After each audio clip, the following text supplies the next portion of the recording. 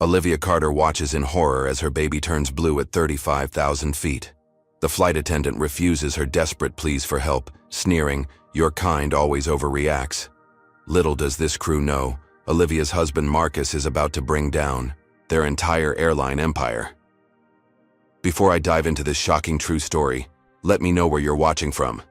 Hit that like button and subscribe if you've ever witnessed discrimination that made your blood boil. The airline industry will never be the same after what happened next. Olivia and Marcus Carter had spent months planning their perfect family getaway to Paris. As first-time parents to 6-month-old Zora, they wanted everything to be special. This wasn't just any vacation. It was a celebration of their journey together in the beautiful family they had created despite countless obstacles. Marcus had built an impressive career as a business attorney in Chicago, specializing in corporate accountability cases that had earned him recognition throughout the legal community. His expertise in holding powerful companies responsible for their actions had recently caught the attention of Skyway Airlines, one of the country's largest carriers. They were actively courting his firm to handle their corporate travel accounts, a multi-million-dollar partnership that would cement his status at his firm. Olivia, a dedicated pediatric nurse currently on maternity leave, had supported Marcus through law school while building her own career. Her natural compassion and medical knowledge made her exceptional with young patients, and she approached motherhood with the same loving care she showed at the hospital. "We deserve this," Marcus told Olivia as they finalized their booking for first-class seats on Skyway's premier international route. After all those all-nighters in school, all those double shifts at the hospital, and now juggling careers with a baby, Paris is calling our names. Their love story had begun in college, where they met during a campus fundraiser for educational equality. Both from working-class backgrounds, they had overcome significant financial hurdles to attend university.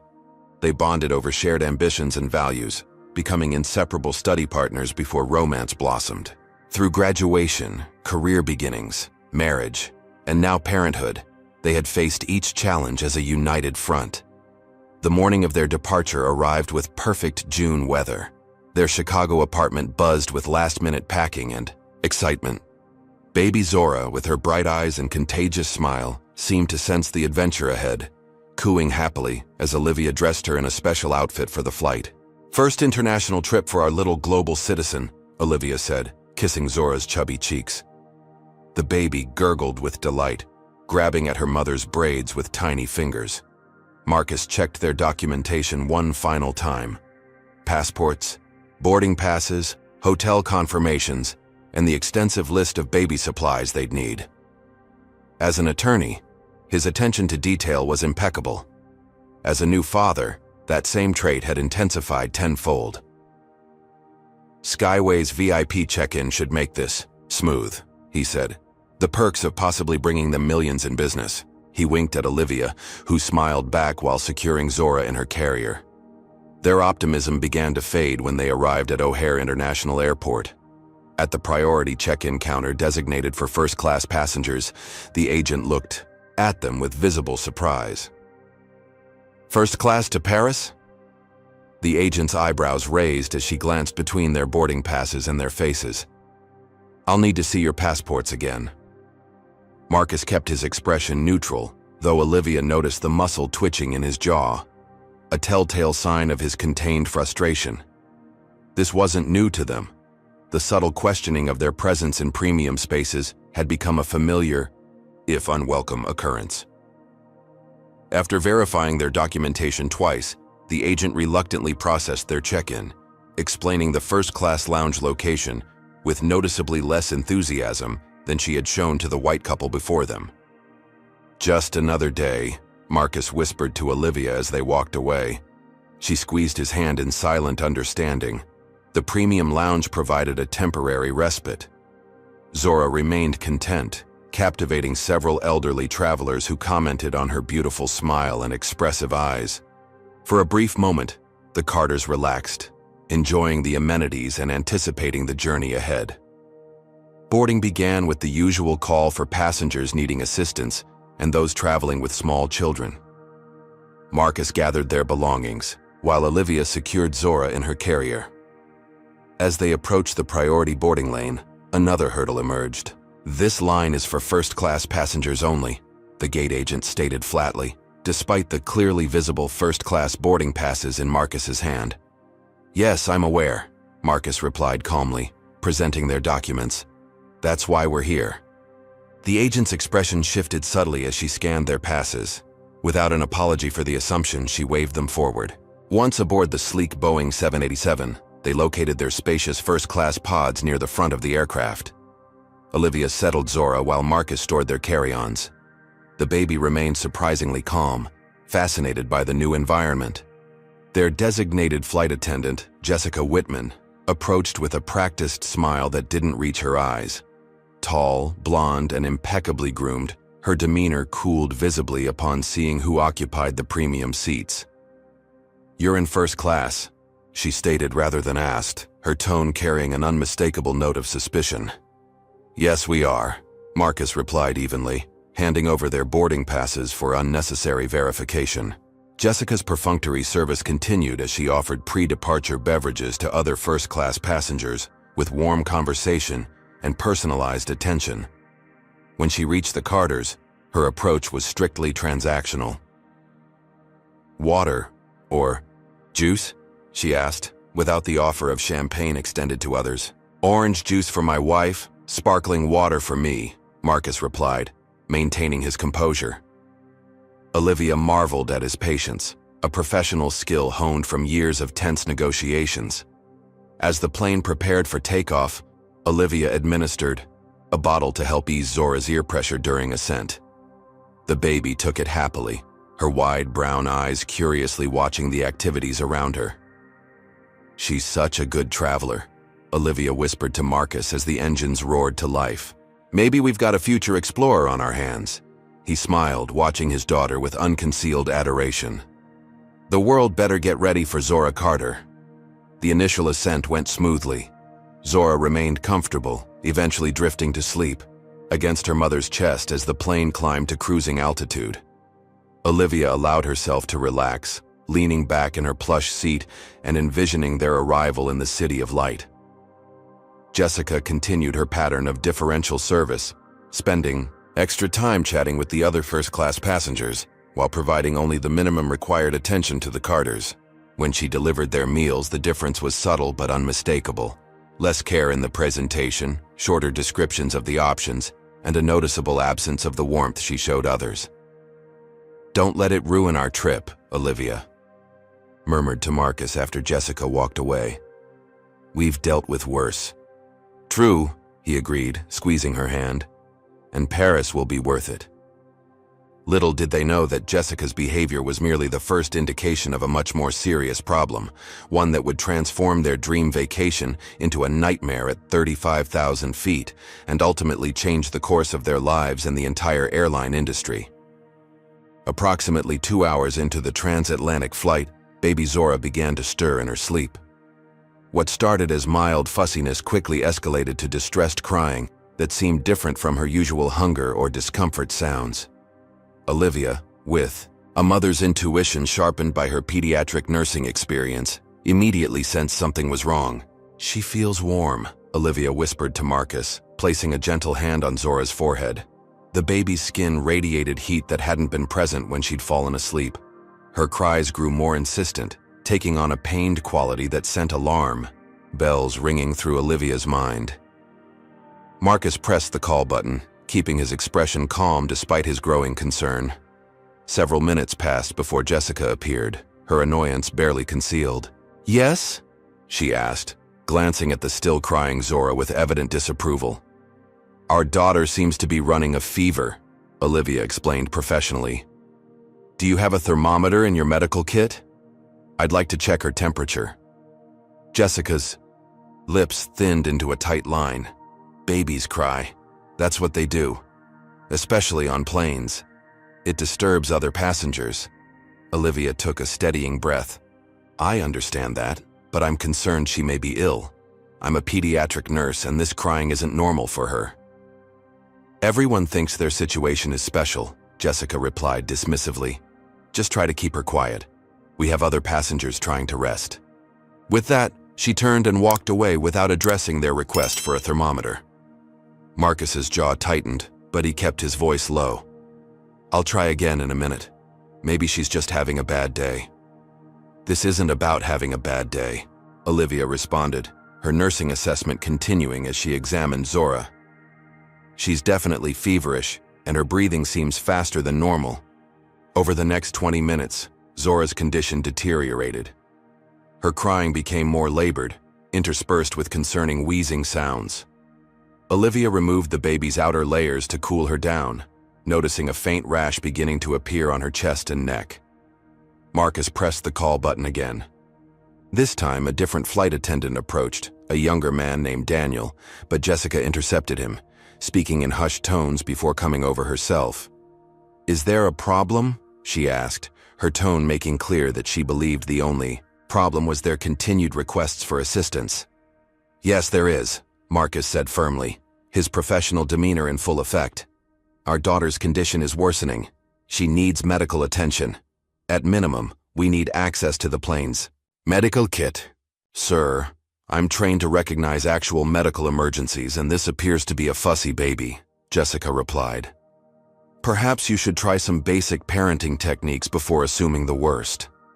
Olivia noticed a white couple across the aisle, whose toddler had been crying intermittently throughout the flight. Jessica had been nothing but solicitous with them, offering suggestions, extra snacks, and even taking the child for a brief walk down the aisle to give the parents a break. "My wife is a pediatric nurse," Marcus stated, his voice maintaining its calm despite the storm brewing behind his eyes. "When she says our daughter needs medical attention, that's not an overreaction." Jessica's posture stiffened. "You need to control your child. You're in first class and this display is inappropriate." As they spoke, Olivia noticed with mounting horror that Zora's lips were developing a subtle bluish tint, and her crying had weakened to whimpering. Years of emergency room experience crystallized into absolute certainty. Her baby was in serious distress. "She's showing signs of cyanosis," Olivia interjected urgently, medical terminology replacing maternal panic. "This is a legitimate emergency. I need the medical kit now, and the captain needs to know we may require an emergency landing."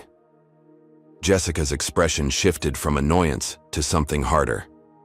"Your kind always overreacts to everything. I've been flying for 15 years, and I know what a medical emergency looks like." The blatant racism in her statement hung in the air like a toxic cloud. Several nearby passengers looked up in shock, including Daniel, who hovered uncomfortably behind Jessica, clearly conflicted. "What did you just say to my wife?" Marcus asked, his voice dangerously quiet. Before Jessica could respond, Olivia broke in, her focus solely on her increasingly lethargic child. "My baby is having trouble breathing. I don't care about anything else right now. Get me the medical kit and notify the captain, or I promise you'll be responsible for what happens next." Jessica's face flushed with anger. "Are you threatening me? That's a federal offense. I could have you arrested upon landing. And I could sue this airline for negligence and discrimination if you don't get me that medical kit right now," Marcus countered, his legal mind documenting every word of the exchange, even as his heart raced with fear for his daughter. Throughout this escalating confrontation, Zora's condition continued to deteriorate. Her whimpering had nearly stopped, her breathing becoming more labored. The bluish tint around her lips was spreading, and her normally vibrant brown skin had taken on an ashen quality that terrified her parents.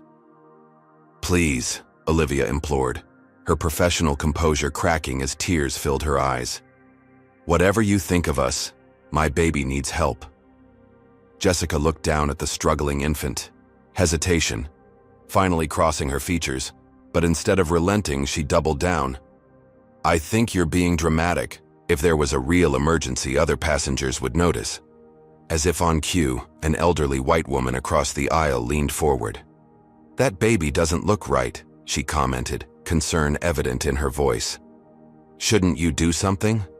Jessica's mouth tightened. "Ma'am, I have the situation under control." Daniel, still watching from behind Jessica, made eye contact with Olivia. Something in her desperate expression seemed to reach him, and he slipped away silently toward the front galley. Marcus, seeing Zora's worsening state, made a quick decision. He pulled out his phone and began recording, documenting Jessica's refusal to provide medical assistance. "What do you think you're doing?" Jessica demanded. "Recording is not permitted during—" "I'm documenting a flight attendant's refusal to provide emergency medical assistance to an infant in respiratory distress," Marcus interrupted, his attorney voice in full effect. "For the record, my wife has repeatedly requested the plane's medical kit, which you are required by FAA regulations to provide in case of in-flight medical emergencies." Several more passengers had begun to take notice of the situation, murmuring among themselves.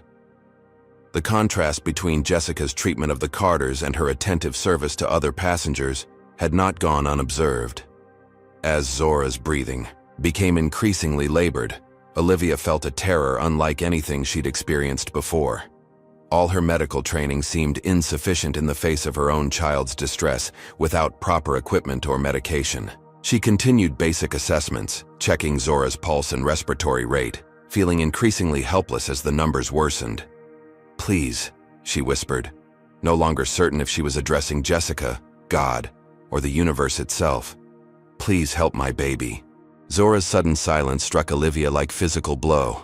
The baby's previous whimpering had ceased entirely, replaced by an eerie quiet that any medical professional would recognize as a dire warning sign. Lethargy in an infant who had been crying moments before wasn't improvement. It was often the last stage before complete respiratory failure. "Marcus," Olivia's voice trembled as she fought to maintain composure. "She's not responding normally. This is critical." Marcus immediately stood up, his imposing 6'3" frame commanding attention. "I need to speak to the captain now." His voice carried through the first-class cabin, causing several passengers to turn in their seats. Jessica stepped into his path, her expression hardening. "Sir, return to your seat immediately. You're being disruptive, and I can have you arrested upon landing for interfering with a flight crew." "My daughter is in respiratory distress while you deny medical assistance," Marcus replied, his phone still recording. "I'd welcome explaining that to the authorities." "What would you do if someone refused to help your child in an emergency? Would you stay calm like Marcus, or demand action more forcefully?" Comment number 1 if you think Marcus should have been more aggressive, or number 2 if his measured approach was right. Don't forget to like and subscribe to see how this shocking situation unfolds. Olivia, channeling years of emergency room experience, performed a rapid assessment of Zora's condition. The baby's respiratory rate had dropped dangerously. Her skin was taking on a more pronounced bluish tint, and her normally vibrant eyes had become dull and unfocused. Working quickly, Olivia positioned Zora to open her airway maximally, checking for any visible obstruction. Finding none, she began gentle, tactile stimulation, rubbing her daughter's chest and speaking to her in an urgent, loving voice. "Stay with me, baby girl. Mommy's here. Stay with me." The commotion had drawn attention throughout the first-class cabin. A middle-aged white man in a business suit stood from his seat across the aisle and approached with purposeful steps. "Excuse me," he said, his voice carrying authority. "I'm Dr. Richard Keller, emergency physician from Boston General. May I help?" Jessica immediately pivoted, her demeanor transforming instantly. "Doctor, thank you for offering. We have a situation with an infant." "I can see that," Dr. Keller replied, already moving toward Olivia and Zora. "I'd like to examine the child, with the parents' permission, of course." "Please," Olivia nodded, frantically. "She's showing signs of respiratory distress, possible anaphylaxis. I'm a pediatric nurse, but I need equipment." Dr. Keller turned to Jessica. "I'll need the emergency medical kit immediately." Without hesitation, Jessica replied, "Of course, doctor. I'll get it right away." She hurried toward the front galley, returning moments later with the plane's medical kit, which she handed directly to Dr. Keller without acknowledging Olivia or Marcus. The contrast between her immediate compliance with the white doctor's request and her previous dismissal of Olivia's identical plea was stark. Several passengers exchanged knowing glances, the discrimination impossible to ignore. Dr. Keller opened the kit and quickly assessed its contents. "Based on the symptoms, this looks like an anaphylactic reaction. How old is she?" 6 months, Olivia answered, her medical training kicking in despite her maternal panic. No known allergies, no previous episodes. She was fine until about 30 minutes ago. The doctor nodded, examining Zora with gentle efficiency. Has she been exposed to any new foods or substances today? Olivia's mind raced. No new foods, just her regular formula. Wait, there was a new airline snack that fell on her blanket. I wiped it off, but she might have gotten some on her hands and then to her mouth. That could be it, Dr. Keller confirmed. She's definitely showing signs of anaphylaxis. We need to act quickly. He turned to Jessica. I need you to inform the captain that we have a medical emergency involving an infant. We may need to divert for emergency medical attention. Jessica hesitated, looking conflicted. Are you certain it's that serious? Diversions are extremely costly to the airline. Dr. Keller's expression hardened. More costly than a child's life? Yes, it's that serious. Inform the captain immediately. As Jessica reluctantly moved toward the cockpit, Dr. Keller prepared a pediatric dose of epinephrine from the emergency kit. This will help open her airways, he explained to the parents. The dose is very small for her weight, but it should help until we can get her to a hospital. Olivia held Zora steady as Dr. Keller administered the medication. Marcus stood nearby, still recording, his attorney's mind methodically documenting every moment of the unfolding crisis, even as his heart raced with paternal fear. After what seemed like an eternity, but was actually less than a minute, Zora's breathing began to ease. The bluish tint around her lips gradually receded, and her eyes regained some of their alertness. She's responding well, Dr. Keller confirmed, continuing to monitor her vital signs. But she'll need proper medical evaluation and observation. Anaphylaxis can sometimes have a biphasic response, with symptoms returning after the initial treatment. Relief flooded through Olivia, tears finally breaking free as she cradled her recovering daughter. Thank you, she whispered to Dr. Keller. If you hadn't been here. Your assessment was correct from the beginning, he replied firmly. You identified the emergency immediately. You should have been listened to. Jessica returned from the cockpit. The captain has contacted air traffic control. We're being diverted to Gander International Airport in Newfoundland. ETA 23 minutes. Good, Dr. Keller nodded. I'll stay with the patient until we land. Jessica stood awkwardly for a moment before attempting to regain control of the situation. I'll need to prepare the cabin for our unscheduled landing.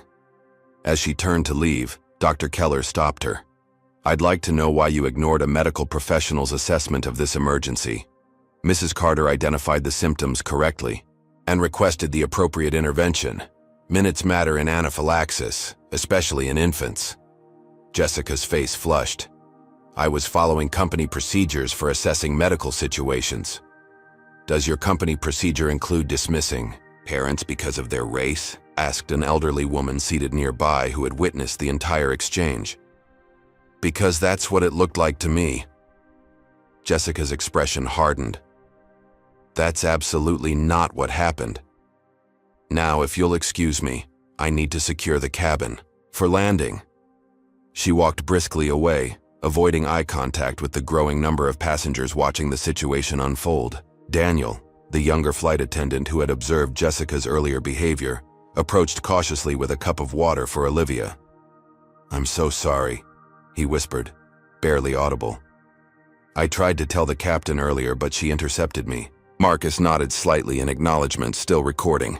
The brief exchange didn't escape the notice of several nearby passengers, who were becoming increasingly vocal about what they had witnessed. I heard everything, said a businessman seated behind the Carters. That was blatant discrimination. You should sue the airline. I'd be happy to provide a statement, added another passenger. The atmosphere in the first-class cabin had transformed completely. What had begun as a routine transatlantic flight had become a case study in discrimination, medical negligence, and now potential legal action. The dividing lines were clear, with most passengers expressing support for the Carters and indignation at Jessica's behavior.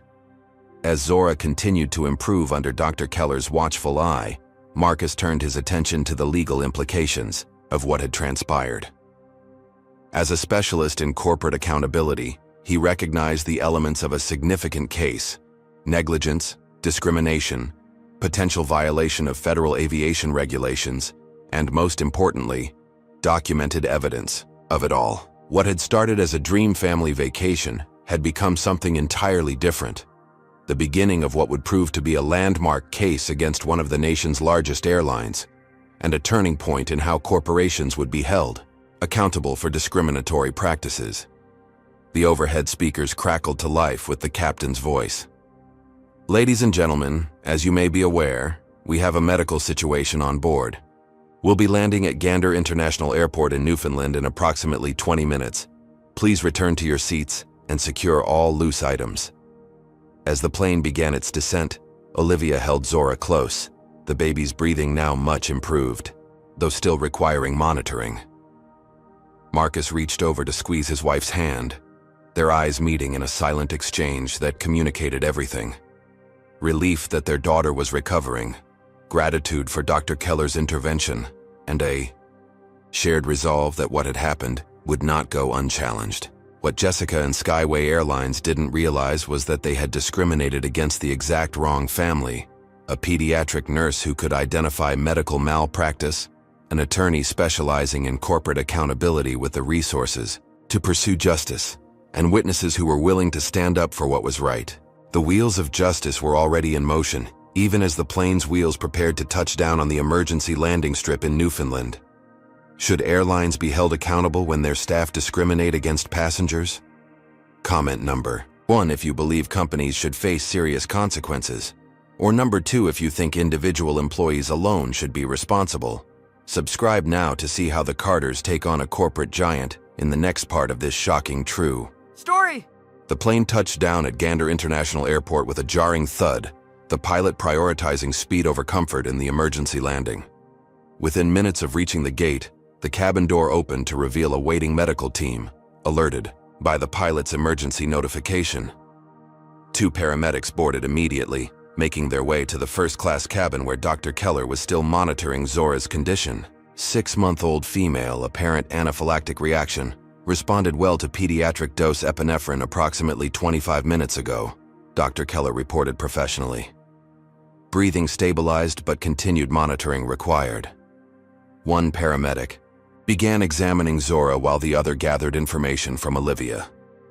Any known allergies? Previous reactions? None, Olivia answered, her nurse's training helping her remain clinical despite her emotional exhaustion. This is her first incident.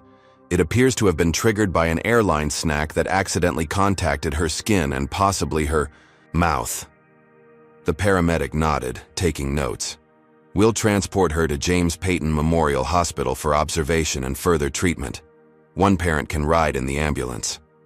I'll go, Olivia said immediately. Marcus, can you handle things here? Marcus nodded, his expression conveying his complete support. I'll take care of everything and join you as soon as possible.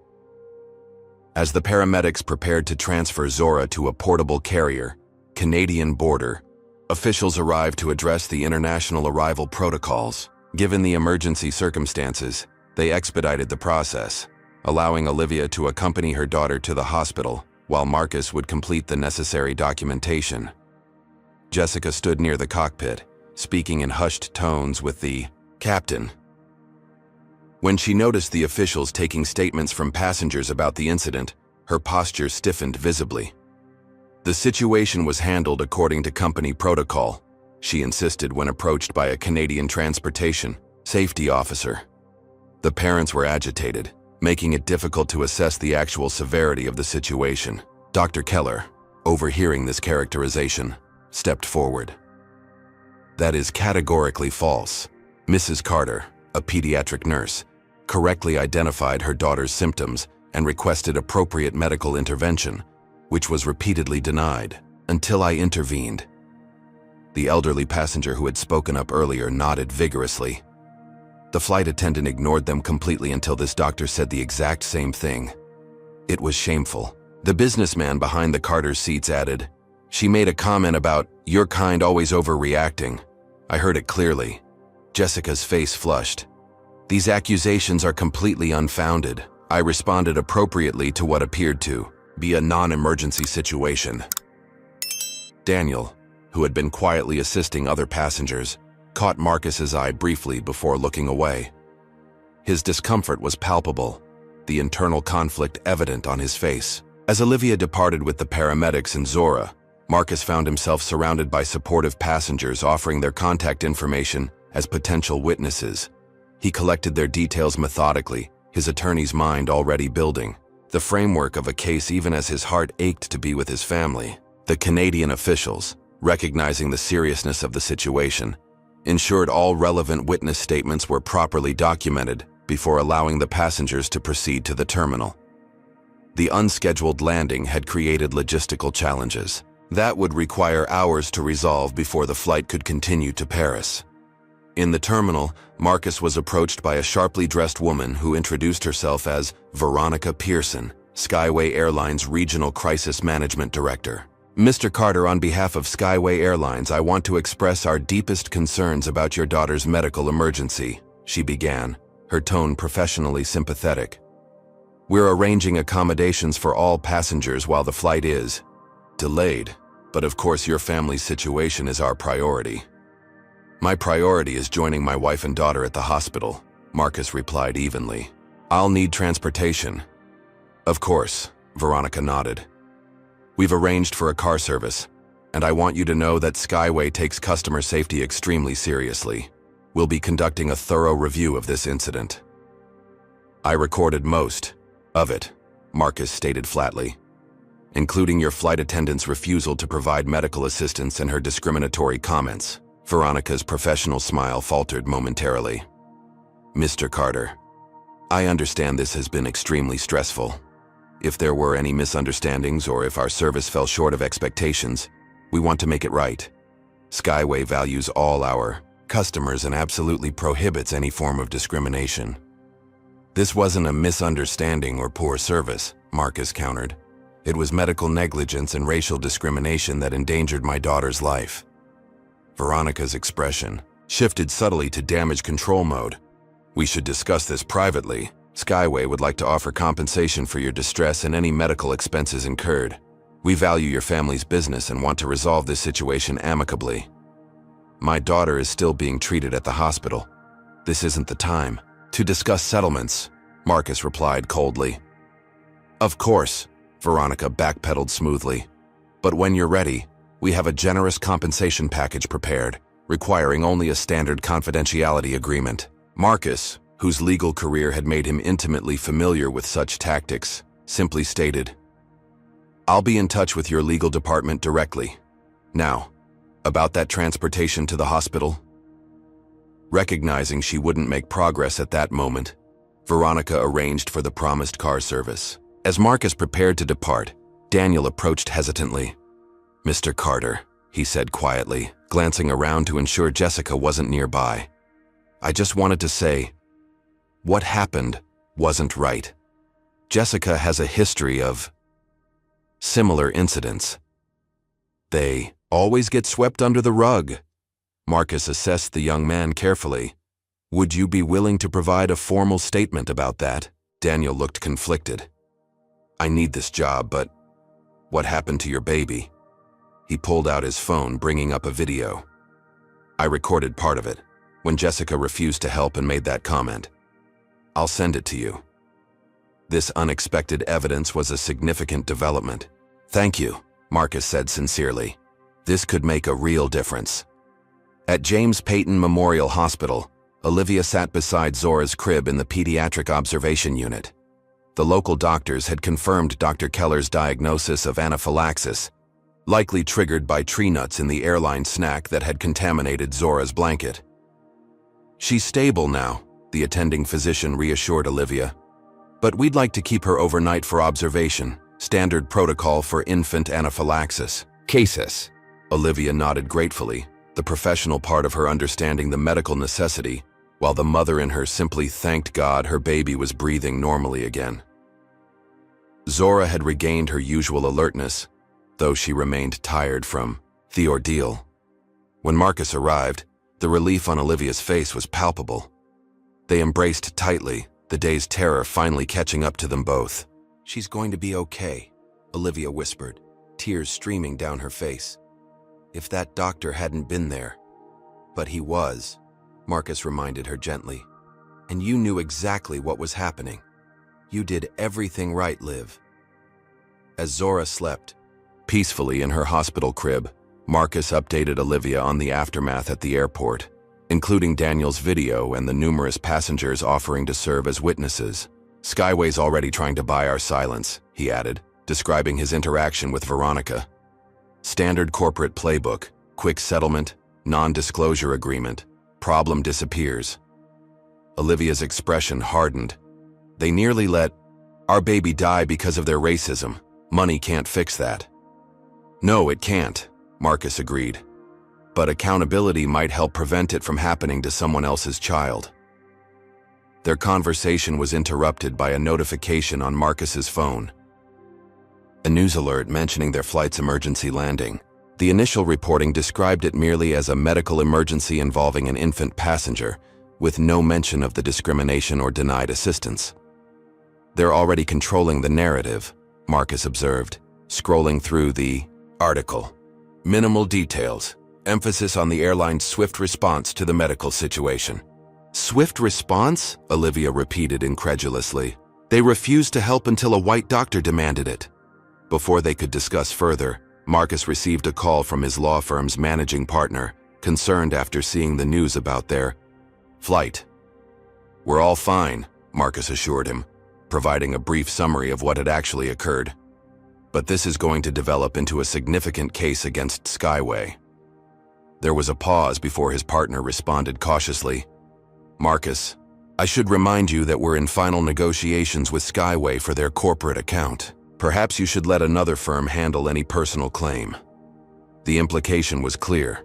The firm's business interests might conflict with Marcus pursuing justice for his family. It was the first hint that this fight would have professional consequences beyond what either of them had anticipated. After ending the call, Marcus looked troubled. Olivia, who had overheard his side of the conversation, reached for his hand. This is going to get complicated, isn't it? She asked softly. Yes, Marcus admitted. But some things are more important than business relationships. He glanced at Zora, sleeping peacefully now, her breathing normal and strong. Some things are worth any fight. As night fell over the small Canadian hospital, the Carters remained by their daughter's bedside. Their dream vacation transformed into something entirely different.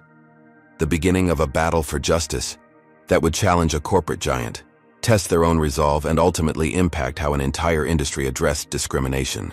What they didn't yet realize was how far Skyway would go to protect its reputation, or how many other families had experienced similar discrimination without the resources or platform to fight back. The system that had failed their daughter was about to face unprecedented scrutiny, and the Carters would soon discover they were fighting not just for themselves, but for countless others who had been silenced. 3 days after the emergency landing, the Carter family returned to their Chicago apartment. The remainder of their Paris vacation had been canceled, replaced by a tense journey home aboard a different airline. Zora had recovered physically, the hospital having confirmed a severe allergic reaction to cashews in the airline snack. Olivia, however, found herself jolting awake at night, haunted by images of her baby struggling to breathe while help was callously denied. You're safe, Marcus would whisper, holding them both close in the darkness. We're all safe now. But safety had taken on a new meaning for them. The security they had previously felt, the belief that their education, professionalism, and social standing would shield them from the worst forms of discrimination, had been shattered at 35,000 feet. On the morning of their third day home, Marcus was reviewing the substantial evidence they had gathered. His own recordings, Daniel's video, statements from 8 passengers including Dr. Keller, and medical documentation from both the in-flight emergency and the hospital in Newfoundland. His phone rang, displaying a number he didn't recognize. Marcus Carter speaking, he answered professionally. Mr. Carter, this is Jonathan Pierce, CEO of Skyway Airlines. The voice was smooth, authoritative, and unexpectedly personal.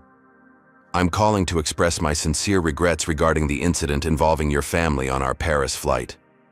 Marcus straightened in his chair, attorney mode fully engaged. Mr. Pierce, I appreciate your call, though I'm surprised it took 3 days to reach out. I've been overseas, just returned and was briefed on the situation, Pierce explained. What happened is completely unacceptable, and I'd like to meet with you personally to discuss resolution. I'm preparing to file formal complaints with the FAA and Department of Transportation, Marcus replied evenly. Any discussion should include my legal representation. Of course, Pierce agreed smoothly. However, I believe a private conversation first might be beneficial to all parties. Today at our headquarters, perhaps? I've cleared my afternoon.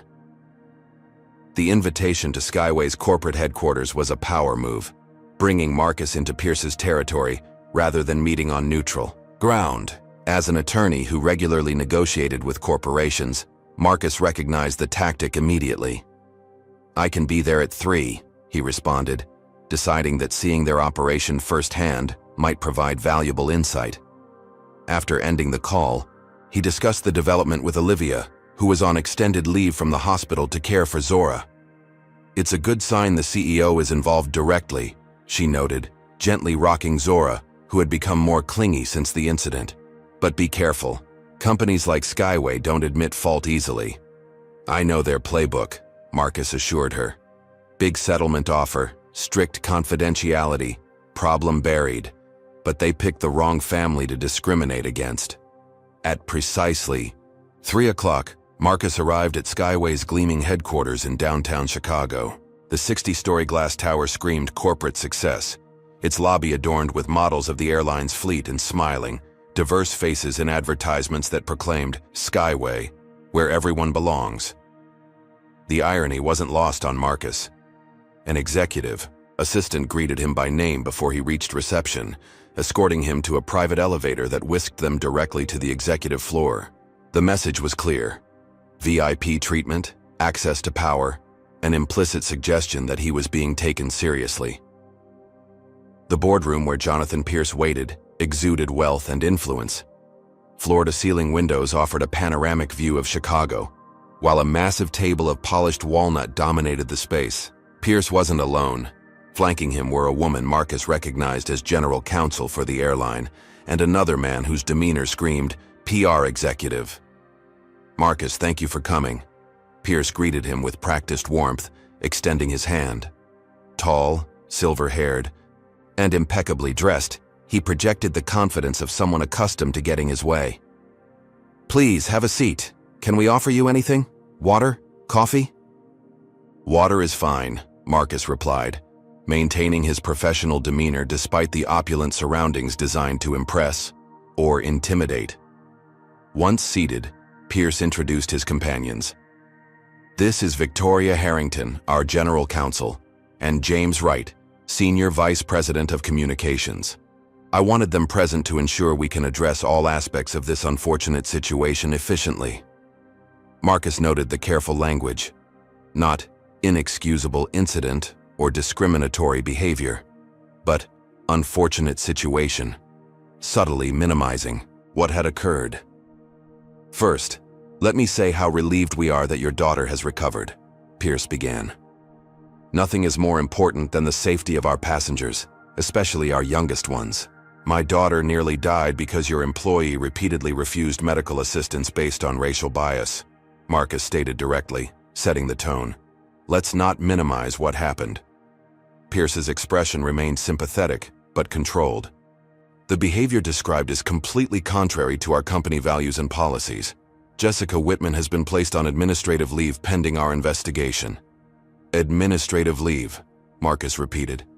Not termination, despite multiple witnesses and video evidence of her denying medical care to an infant while making explicitly discriminatory statements. Victoria Harrington, the general counsel, interjected smoothly. Our employment contracts and union agreements require specific procedural steps. Rest assured, we're taking this extremely seriously. So seriously that your initial press statement described it merely as a medical emergency, with no mention of the denied assistance or discrimination, Marcus countered. James Wright shifted uncomfortably. Initial statements are necessarily limited until we gather all facts. We didn't want to prejudice our internal investigation. Marcus allowed a moment of silence, recognizing the corporate dance for what it was. What exactly did you want to discuss today, Mr. Pierce? Pierce leaned forward, his expression earnest. We want to make this right, Marcus. Your family experienced something no family should ever face on our airline. We're prepared to offer substantial compensation, cover all medical expenses, and provide lifetime premium travel benefits for your entire family. Victoria slid a document across the table. This settlement offer is significantly above standard compensation for service complaints. We believe it reflects our sincere regret and commitment to resolving this matter amicably.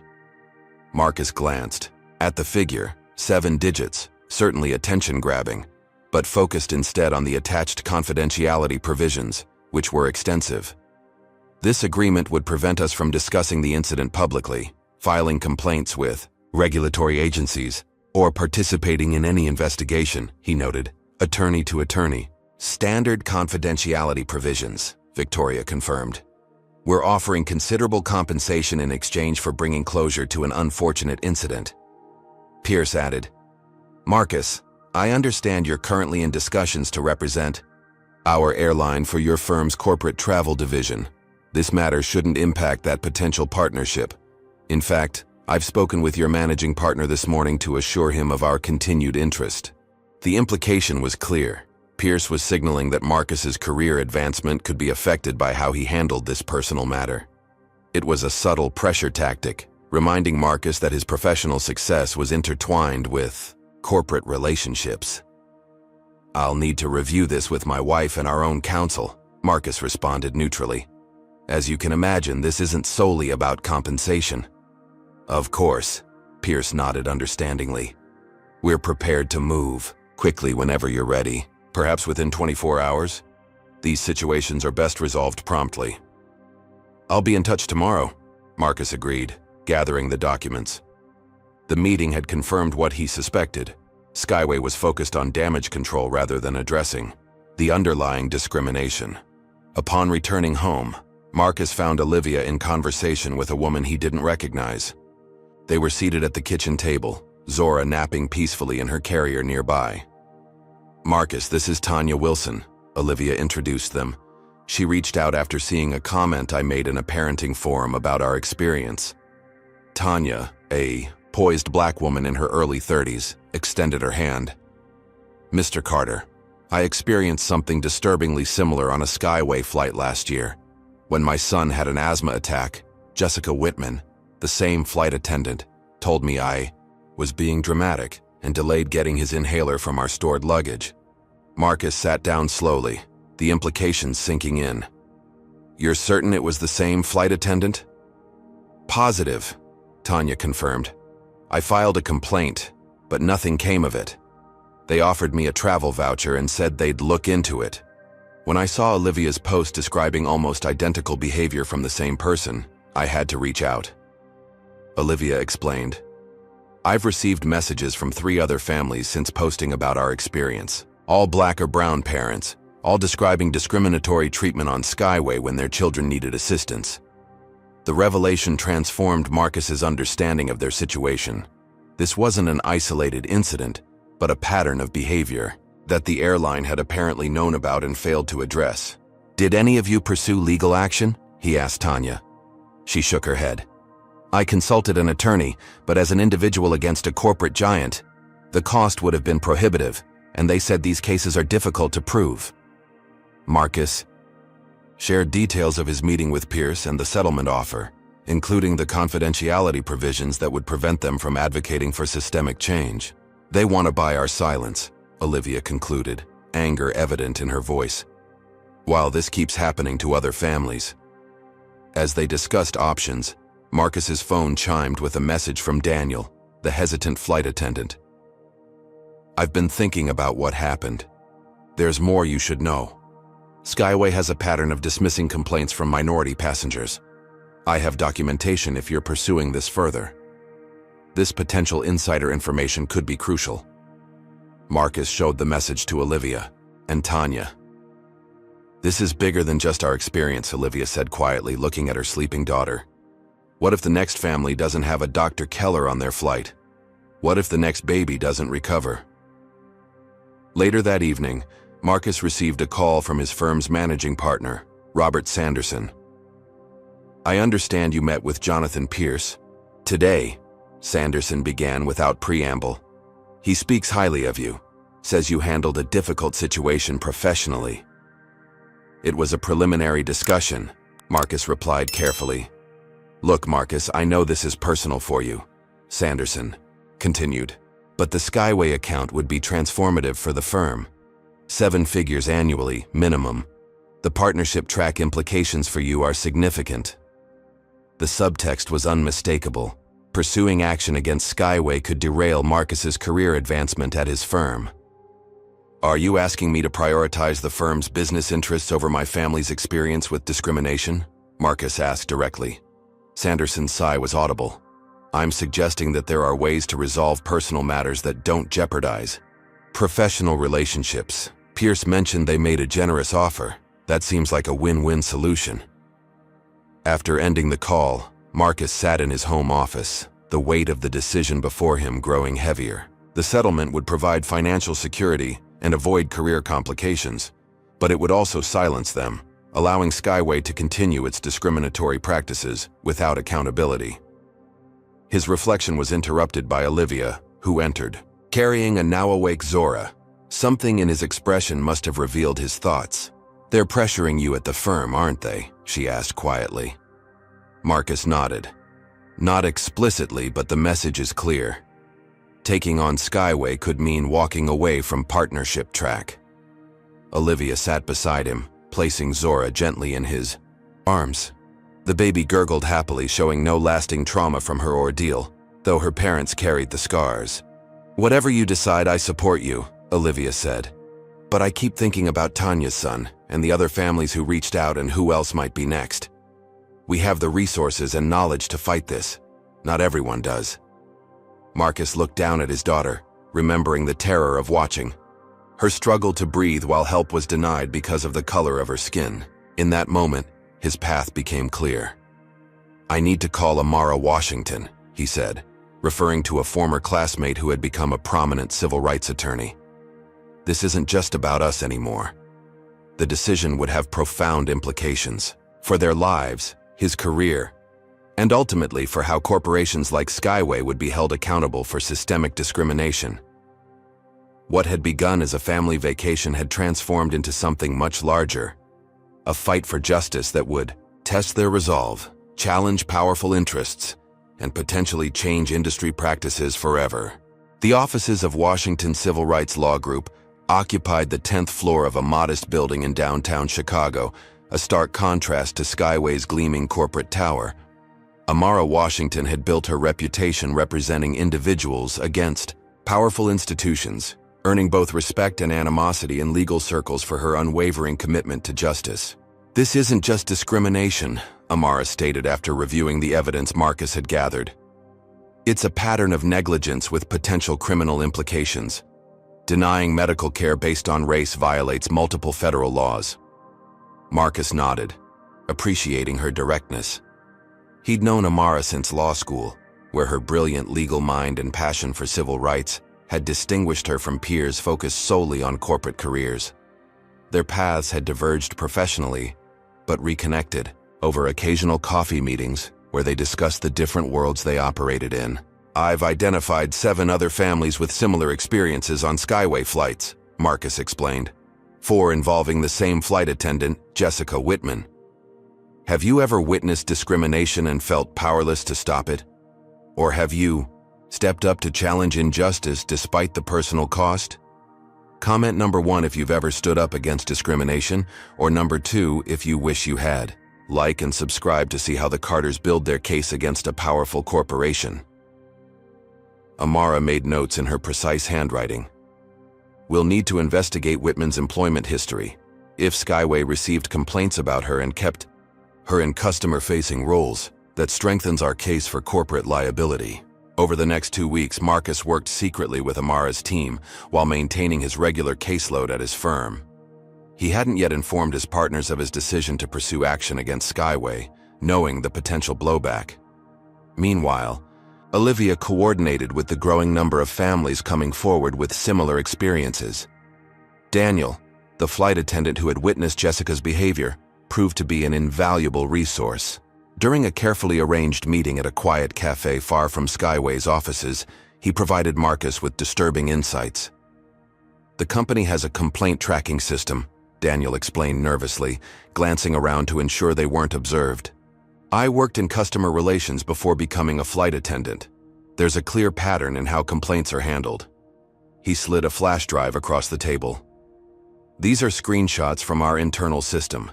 I've removed identifying information, except race markers. 78% of complaints from passengers identified as minorities resulted in no action designations, compared to 23% from white passengers."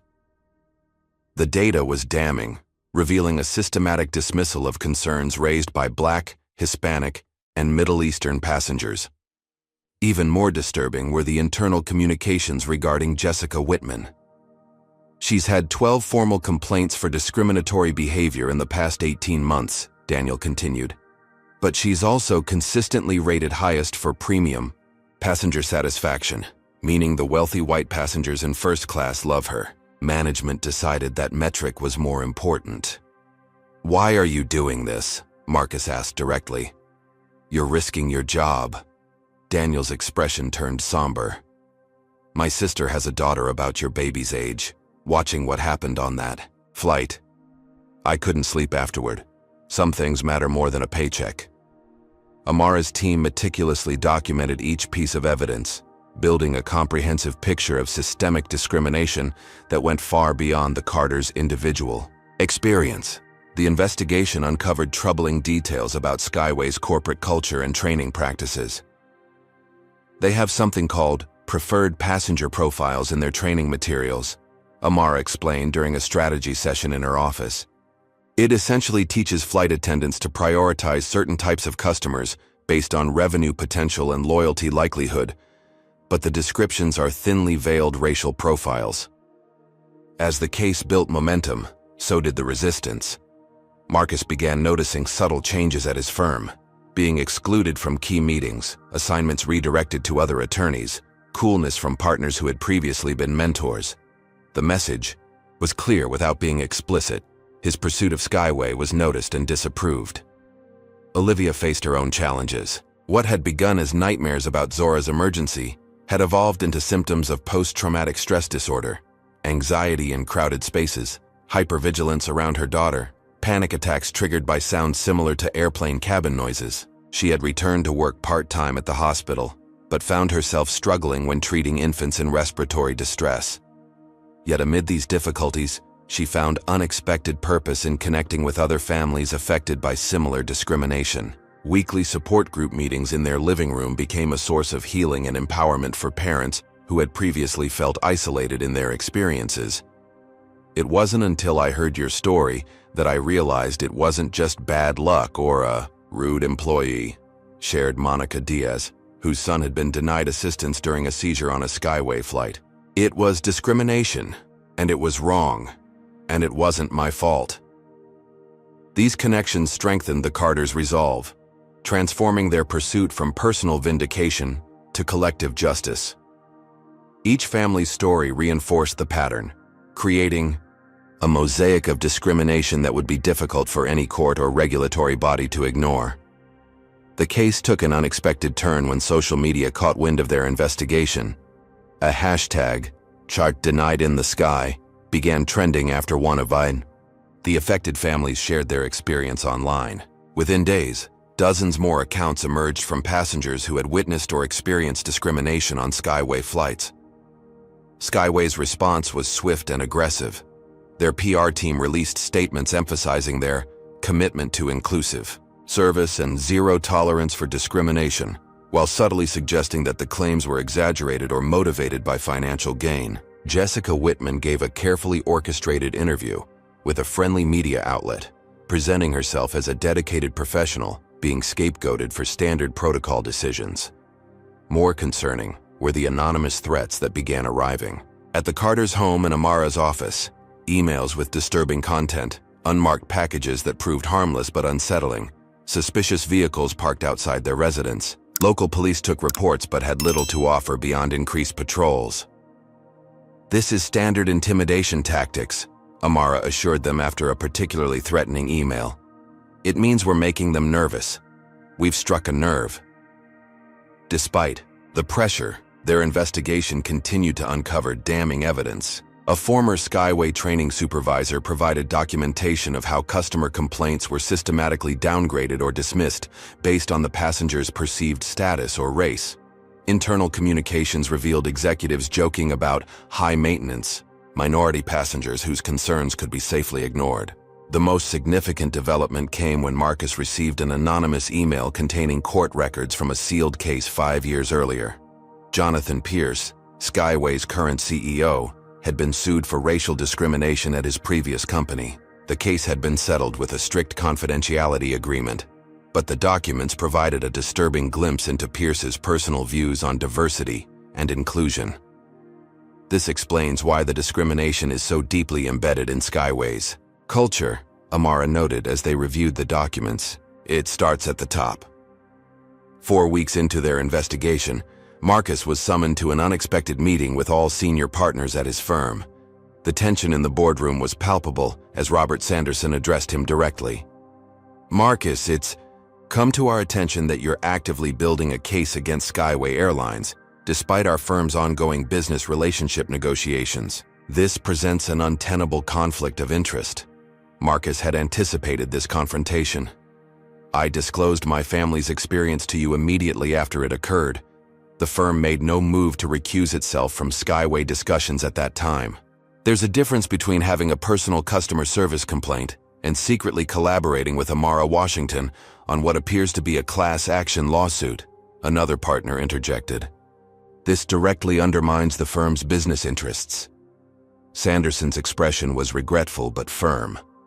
"We've always valued your work, Marcus, but this situation forces us to make a difficult decision. You have a choice. Discontinue your involvement in any action against Skyway or take a leave of absence from the firm." The ultimatum wasn't surprising, but the reality of it still landed with force. Years of dedicated work, billable hours, sacrificed weekends, all leading to this crossroads where professional advancement collided with personal principles. "I understand," Marcus replied calmly. "I'll clear out my office this afternoon." That evening, as he explained the development to Olivia, he expected disappointment or worry. Their financial situation would be significantly impacted, and the security they had built was now uncertain. Instead, she surprised him by producing a spreadsheet. "I've been running the numbers," she explained. "My salary can cover our essential expenses for 8 months. Our savings will last another 6. That gives you 14 months to pursue this case without financial pressure." Marcus stared at his wife, overwhelmed by her support and foresight. "Liv, are you sure? This could affect your career too if Skyway decides to target the hospital with their influence." "Let them try," Olivia replied with quiet determination. "Some of the hospital board members have grandchildren who've been my patients. Besides, what's the alternative? Let them discriminate against other families? Let the next baby suffer because we were afraid of career consequences?" Their conversation was interrupted by a call from Amara. "We've got something big," she announced without preamble. "Daniel recorded a meeting after your incident. Executive-level discussion about covering up discrimination complaints, specific mention of your case, and direct orders to make it go away at any cost. This is the smoking gun, Marcus." The recording would be crucial evidence for their case, directly linking corporate leadership to the systematic discrimination they had uncovered. The path forward was clear, despite the personal and professional costs already incurred and those still to come. As news of Marcus's departure from his firm spread through legal circles, he received an unexpected call from Jonathan Pierce. "I've heard about your career development," Pierce stated, his tone a carefully calibrated mix of concern and authority. "This situation has escalated unnecessarily, Marcus. We had hoped to resolve this amicably. Discrimination against families and children isn't something that gets resolved amicably with confidential settlements," Marcus replied evenly. "I'm prepared to improve our offer substantially," Pierce continued. 7 figures immediately transferable. No extended litigation, no career uncertainty. You're a smart man, Marcus. You understand the practical realities here. The offer was tempting. Financial security for his family, an end to the mounting pressure, a chance to return to the career path he had worked so hard to establish. But Marcus thought of the families he had met, the stories he had heard, the pattern that would continue if they accepted a private settlement. I appreciate the offer, Mr. Pierce, but this stopped being about money the moment we discovered how many other families experienced exactly what we did. Your airline has a systemic problem that needs to be addressed publicly, not buried under NDAs. Pierce's tone chilled. You're making a serious mistake. Taking on a corporation of our size is career suicide, especially now that you've left your firm. Be reasonable, Marcus. Think about your family's future. After ending the call, Marcus sat in the home office that had become his case headquarters, surrounded by evidence of corporate malfeasance and personal stories of discrimination. The path ahead would be challenging, financially, professionally, emotionally, but the alternative was unacceptable. The question now wasn't whether they would proceed, but how they would withstand the full force of a corporate giant determined to protect its reputation at any cost. The battle lines were drawn, and the true test of their resolve was about to begin. Would you risk your career and financial security to fight for justice, or would you take the money and move on?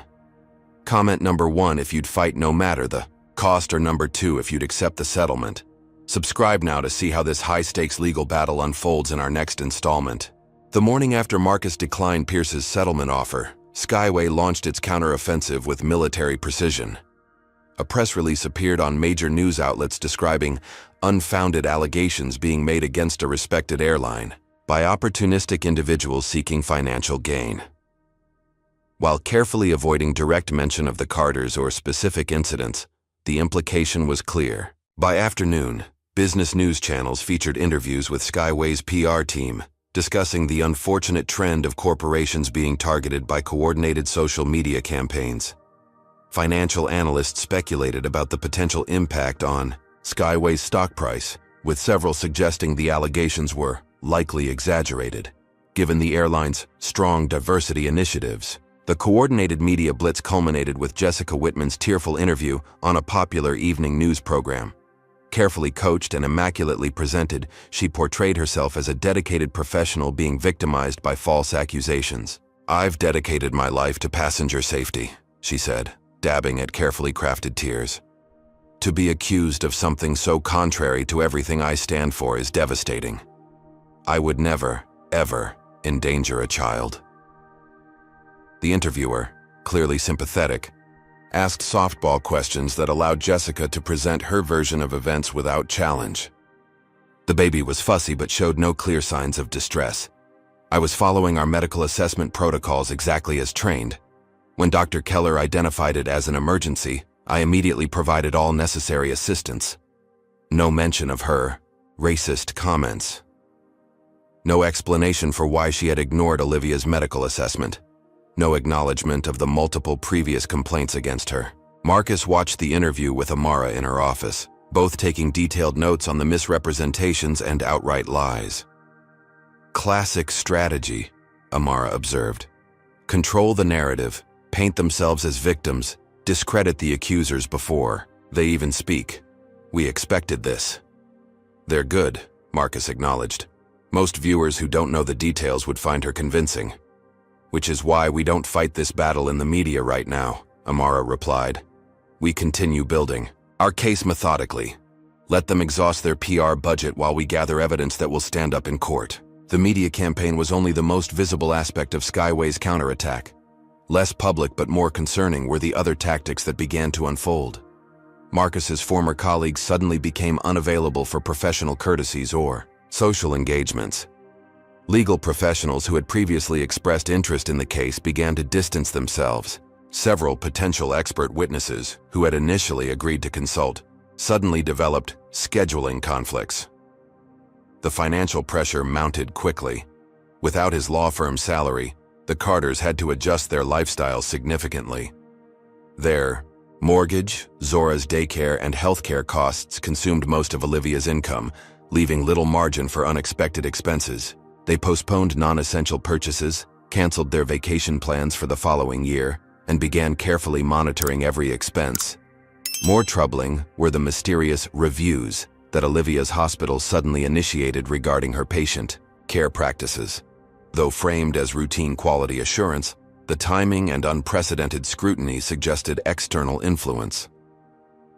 "They're reviewing charts from 2 years ago," Olivia told Marcus one evening, her voice tight with stress.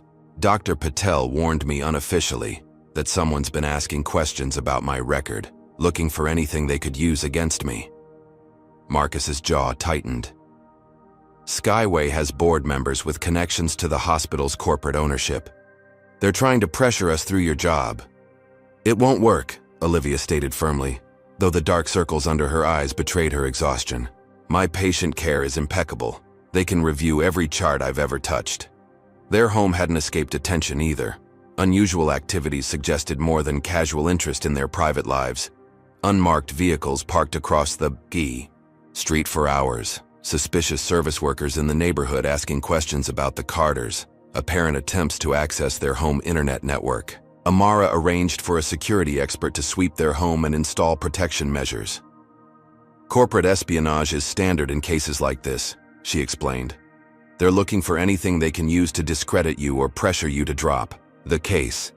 The surveillance extended to their digital lives as well. Both began experiencing unusual activity on their email and social media accounts.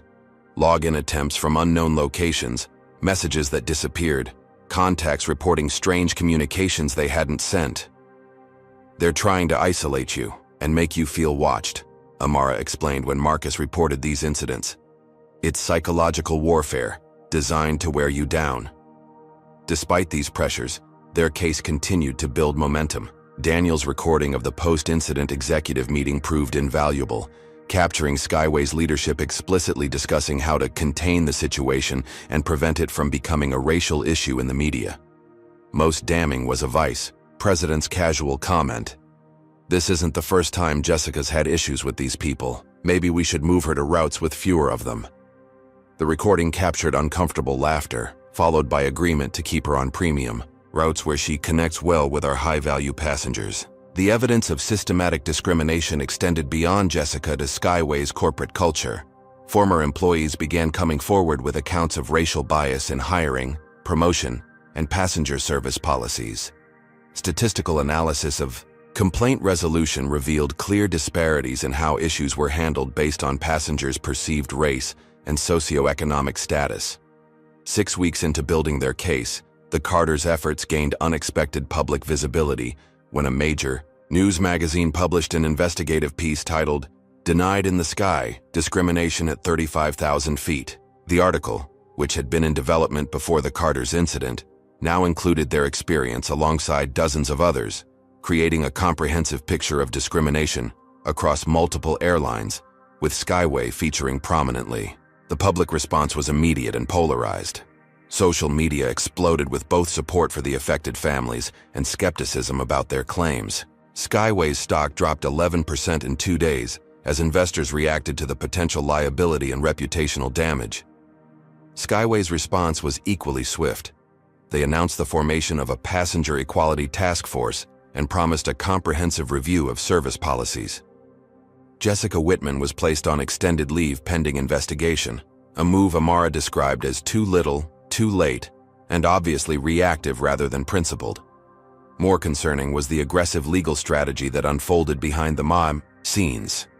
Skyway's legal team filed motions challenging the admissibility of Daniel's recording, claiming it violated privacy laws and employee confidentiality agreements. They demanded extensive and burdensome discovery from each family involved, requesting years of medical records, financial information, and personal communications that far exceeded reasonable relevance to the case. "They're trying to drown us in paperwork and invade your privacy to the point that continuing feels too costly," Amara explained during a strategy session. "It's a war of attrition." The pressure tactics extended to potential witnesses as well. Dr. Keller reported being contacted by Skyway's attorneys with veiled suggestions that his medical practice could face regulatory scrutiny if his testimony damaged the airline. Other passengers who had offered statements suddenly became hesitant, citing concerns about being drawn into prolonged litigation. 8 weeks into the battle, Marcus received an unexpected visitor at the small office space he had rented to manage the case. William Hartman, a retired Skyway executive who had left the company 3 years earlier, arrived unannounced with a leather portfolio under his arm. "I've been watching what's happening," Hartman stated after introducing himself. "I left Skyway because I couldn't stomach the direction Pierce was taking the company. What happened to your family was terrible, but not surprising to anyone who understood the culture he was building." The portfolio contained detailed records of discriminatory practices implemented under Pierce's leadership, modified service protocols for passengers based on racial and economic profiling, training materials with coded language about managing difficult demographics, and internal metrics that rewarded staff for prioritizing certain passengers over others. "Pierce brought these practices from his previous company," Hartman explained. "I objected and was gradually sidelined until retirement became my only option. I kept these records because I knew eventually someone would need to hold them accountable." This insider information provided crucial context for the pattern they had been documenting, connecting individual incidents to corporate policy decisions. It was exactly the kind of evidence that could transform their case from anecdotal complaints to systemic corporate liability. As Marcus integrated this new information into their case strategy, Olivia continued coordinating the growing network of affected families. What had begun as a handful of similar experiences had expanded to over 30 documented incidents, creating a powerful collective narrative of discrimination that spanned years and multiple Skyway routes. The toll on their personal lives was significant. Both operated on minimal sleep, dividing their time between professional obligations, case development, and caring for Zora. Financial strain created constant background stress as their savings diminished faster than anticipated. Friends and family offered support, but the uncertainty of the outcome weighed heavily. 10 weeks into their fight, Marcus received another call from Jonathan Pierce. "This has gone on long enough," the CEO stated without preamble. "The media attention is disruptive, and these proceedings aren't beneficial for anyone. I'm prepared to make an unprecedented offer." The figure Pierce named was staggering. 8 figures accompanied by guaranteed positions on Skyway's new passenger equality task force for both Marcus and Olivia, giving them direct input into policy changes. "This would allow you to make the systemic changes you're advocating for while securing your family's financial future," Pierce argued reasonably. "A protracted legal battle might feel righteous, but what tangible changes will it actually produce, and at what cost to your family?" It was a masterfully crafted offer, addressing both their financial concerns and their desire for meaningful change. The task force position would provide a platform to influence policy directly, rather than forcing change through external pressure. On the surface, it appeared to give them everything they wanted, except for one critical element: accountability. "The offer is generous," Marcus acknowledged, "but I notice it doesn't include any public acknowledgement of wrongdoing or discrimination." "Legal liability considerations make that impossible," Pierce replied smoothly. "But the compensation and your role in shaping future policy speak louder than any public statement could." The unspoken reality hung between them. Accepting this offer would allow Skyway to present the outcome as a collaborative improvement initiative rather than a response to documented discrimination. The narrative would become one of voluntary corporate responsibility rather than accountability for harmful practices. "I'll discuss it with my wife and our attorney," Marcus responded neutrally. That evening, as they considered the offer, Olivia articulated the core dilemma. "This would solve our financial problems and give us a voice in their policies, but it would also let them control the narrative. No one would ever know what really happened or why they suddenly cared about passenger equality." Marcus nodded.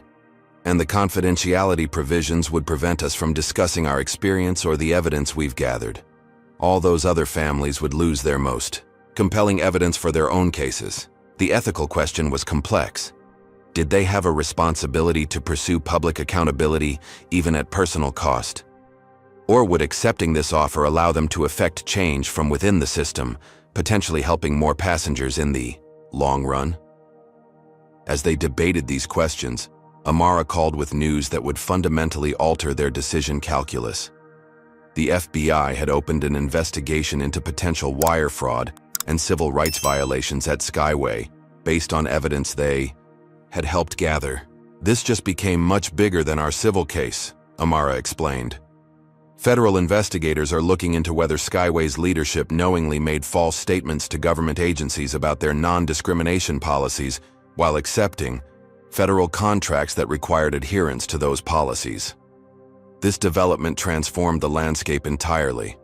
What had begun as their personal pursuit of justice had uncovered potential criminal violations that would now be investigated. Regardless of their individual case's outcome, the choice became clearer. Accepting Pierce's offer and its confidentiality provisions could potentially interfere with a federal investigation.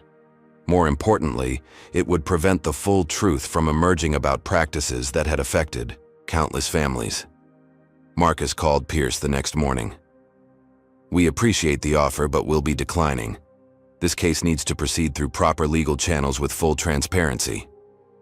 Pierce's carefully maintained professional tone slipped. "For the first time, you're making a catastrophic mistake. We were offering you a chance to effect real change while providing for your family's future. Now you'll get neither." "What we'll get is the truth on public record," Marcus replied evenly, "and that's worth more than any settlement."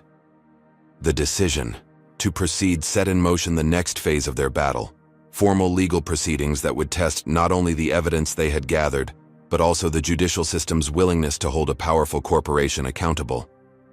Amara filed their class action lawsuit the following week, representing the Carters and 27 other families who had experienced similar discrimination. The complaint detailed Skyway's pattern of racial bias in passenger treatment, the corporate policies that enabled it, and the systematic dismissal of complaints from minority passengers.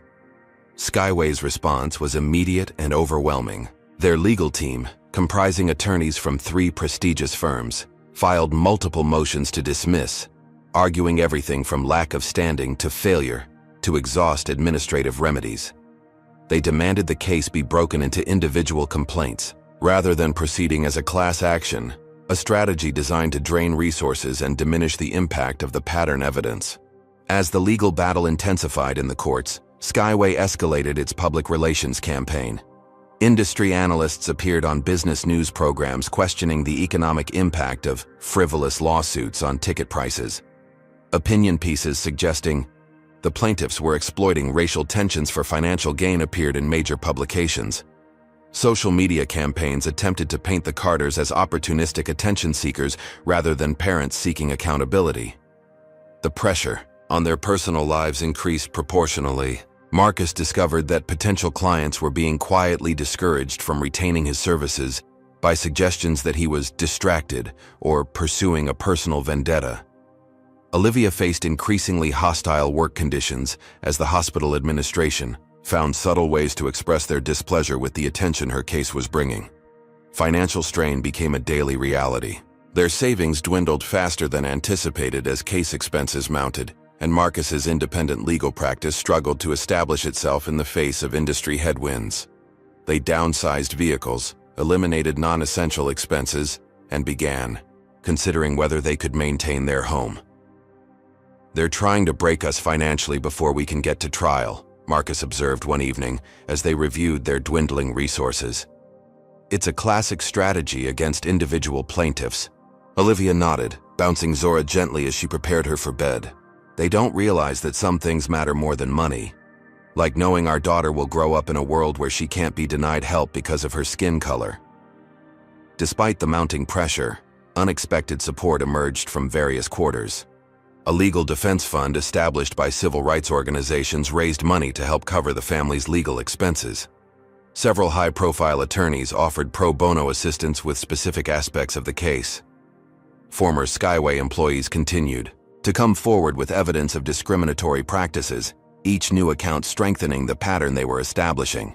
The most surprising development came 3 months into the legal proceedings when a major Skyway shareholder, institutional investor BlackRock Capital, publicly questioned the airline's handling of the discrimination allegations. Their statement expressed concern about potential governance failures that create both ethical and financial risks for investors, and requested a special board meeting to discuss the matter. This intervention from a powerful financial player sent Skyway's stock tumbling and created the first cracks in what had previously been a unified corporate front. Leaked reports suggested board members were divided on how to proceed, with some advocating for settlement and policy changes while others remained committed to aggressive resistance. As the case progressed toward trial, Skyway made a final attempt to prevent public examination of their practices. A new settlement offer arrived, even larger than before, and with fewer restrictions on the Carters' ability to speak about their experience. The offer did not, however, include any admission of wrongdoing or commitment to specific policy changes. "They're getting desperate," Amara noted when they discussed the offer. "Our evidence is strong, and they know it. If this reaches trial, everything becomes public record. Their internal communications, their training materials, their complaint dismissal patterns." The Carters declined the offer, committed to seeing the process through to its conclusion despite the personal cost. Their decision was affirmed when the judge denied Skyway's final attempt to have the case dismissed, clearing the path for trial. As they prepared for the courtroom battle ahead, Marcus and Olivia found strength in the community that had formed around their case. The other families who had joined the lawsuit had become a support network, sharing resources, emotional support, and a common commitment to accountability. Their collective resolve proved stronger than the corporate resources aligned against them. The night before trial was set to begin. As they finalized preparations in Amara's office, Marcus received an unexpected message from Daniel, who had been strategically reassigned to international routes after providing his evidence. "Whatever happens tomorrow," the flight attendant wrote, "you've already changed things. People inside the company are talking differently.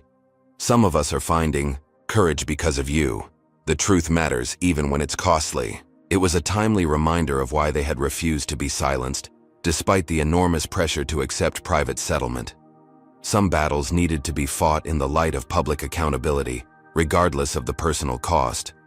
The truth about Skyway's discrimination deserved to be on public record, not buried under confidential settlements and corporate spin. As they left the office that evening, ready to face whatever the trial would bring, Olivia took Marcus's hand. "Remember when this was just about our vacation to Paris?" He smiled wryly. "Seems like another lifetime." "No matter what happens tomorrow," she said, "I'm proud of us for standing up. Zora will know her parents fought for what was right, not what was easy." The battle had already cost them professionally, financially, and emotionally. The outcome remained uncertain. But in refusing to be silenced by corporate power, they had already achieved something significant. They had shown that some injustices cannot be buried under settlements or intimidation, that some truths demand to be heard, regardless of the forces aligned against them. Tomorrow would bring the next chapter in their fight for accountability, a public reckoning that Skyway had spent millions trying to prevent. The system that had failed their daughter would finally face judgment in the full light of public scrutiny. The federal courthouse in downtown Chicago buzzed with activity as the Carter versus Skyway Airlines trial began. Media trucks lined the street, reporters jostled for position on the courthouse steps, and protesters on both sides held signs expressing their views on the high-profile discrimination case. Court officers maintained tight security, checking credentials carefully as spectators filled the gallery to capacity.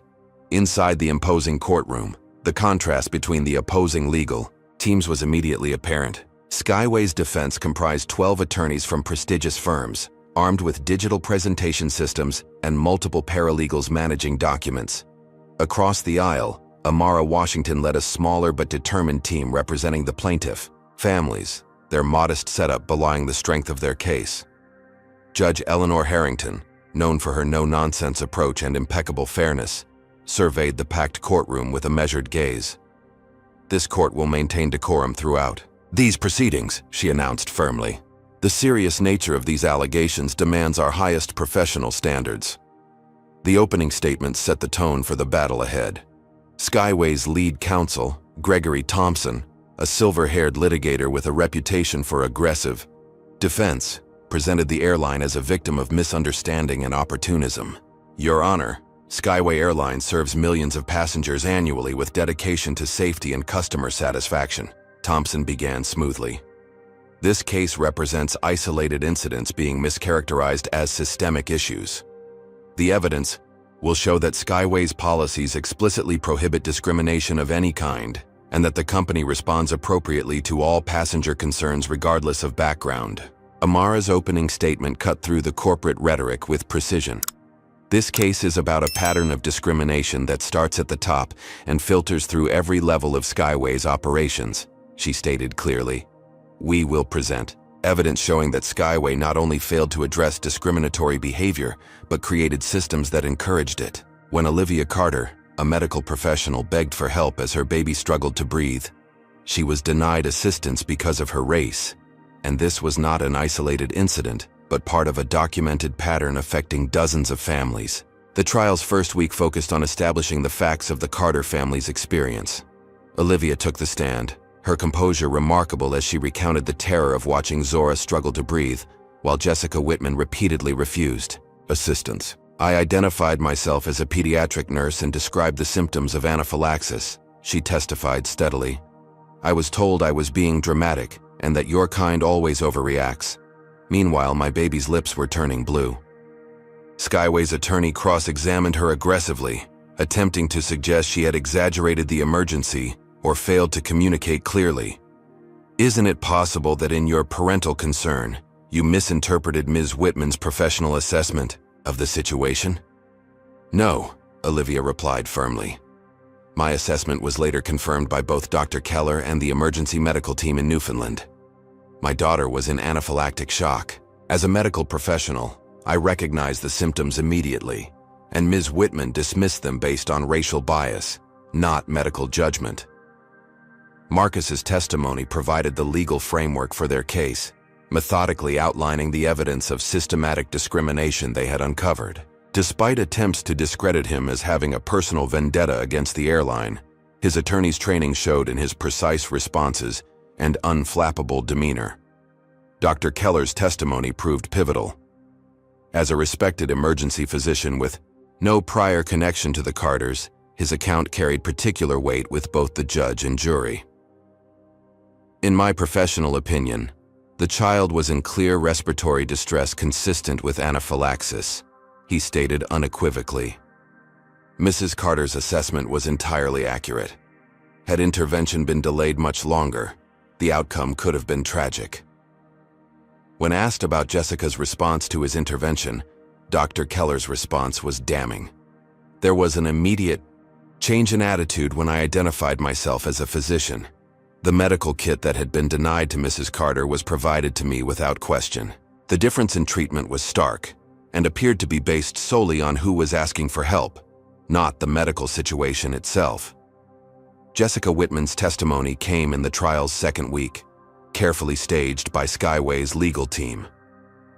Dressed conservatively with subtle makeup that emphasized her apparent fatigue, she presented herself as a dedicated professional being unfairly villainized. Safety is always my first priority, she insisted. I followed our assessment protocols exactly as trained. When Dr. Keller identified a serious medical situation, I immediately provided all necessary assistance. Amara's cross-examination systematically dismantled this narrative. Ms. Whitman, records show you've had 12 formal complaints for similar behavior in the past 18 months, all from minority passengers. How do you explain this pattern? Objection, Thompson interjected. Prior complaints are prejudicial and unsubstantiated. Your Honor, Amara countered, these complaints go directly to establishing pattern and practice, which is central to our case. Judge Harrington considered briefly. Overruled. The witness will answer. Jessica shifted uncomfortably. I believe some passengers have cultural differences in how they express concerns. I treat everyone exactly the same. Amara produced transcripts of Jessica's previous responses to passenger complaints. You told a Hispanic mother whose child was having an asthma attack that she was making a scene. You told a Middle Eastern man requesting medical assistance for chest pain that he was disrupting other passengers. Yet records show you personally escorted a white businessman with a migraine to the galley for quiet recovery space. Do these reflect treating everyone exactly the same? As Jessica's Testimony crumbled under pointed questioning. The jury's expressions reflected growing skepticism about her credibility. By the time she left the stand, her carefully constructed image had been replaced by the reality of a flight attendant who consistently provided dramatically different levels of service based on passengers' race. The trial's most technical phase involved the statistical evidence of discrimination in Skyway's complaint resolution system. Expert witnesses presented analysis showing that complaints from minority passengers were 3.4 times more likely to be dismissed without action than identical complaints from white passengers. Skyway's defense team fought vigorously to exclude this evidence, arguing it lacked context about the nature of the complaints. Judge Harrington allowed it with the provision that both sides could present their interpretation of the statistical significance. "These numbers tell a clear story," testified Dr. Elaine Richardson, a renowned statistician. "The disparity in complaint resolution cannot be explained by any factor other than racial bias in the decision-making process. The pattern is consistent across all service categories and geographic regions." Throughout the proceedings, Skyway's legal team employed increasingly aggressive tactics. They filed multiple motions for mistrial on technical grounds. They challenged the admissibility of key evidence, particularly Daniel's recording of the executive meeting. They attempted to have certain witnesses declared hostile or incompetent. Most troublingly, they pursued a strategy of questioning the motives and integrity of the plaintiff families, suggesting they were coordinating stories for financial gain. This approach backfired when several jurors visibly reacted to the implication that parents would fabricate discrimination stories involving their children's safety. The trial took an unexpected turn when Judge Harrington herself began asking pointed questions about Skyway's corporate governance. Her inquiry into why the airline had retained Jessica, despite multiple complaints, suggested concerns about the company's internal oversight that went beyond the specific incidents being litigated. As the third week of trial began, rumors circulated about potential judicial impropriety. Anonymous sources suggested Judge Harrington had conflicts of interest. That should have disqualified her from the case. Financial news outlets reported questions about judicial impartiality without specific allegations. The coordinated nature of these attacks suggested an orchestrated attempt to undermine the judge's credibility. Judge Harrington addressed the issue directly in court. "I am aware of certain insinuations being made about this court's impartiality. Let me be absolutely clear. Any party believing they have grounds for recusal should file a formal motion, rather than engaging in media speculation. This court will not be intimidated or distracted from its duty to ensure a fair proceeding."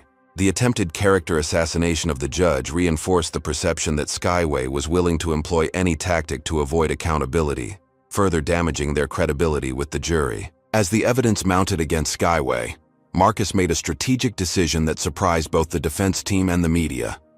Rather than focusing exclusively on Jessica Whitman's individual actions, he shifted emphasis to the corporate policies and culture that enabled and protected discriminatory behavior. "This case isn't ultimately about one flight attendant," he explained to the jury during his testimony.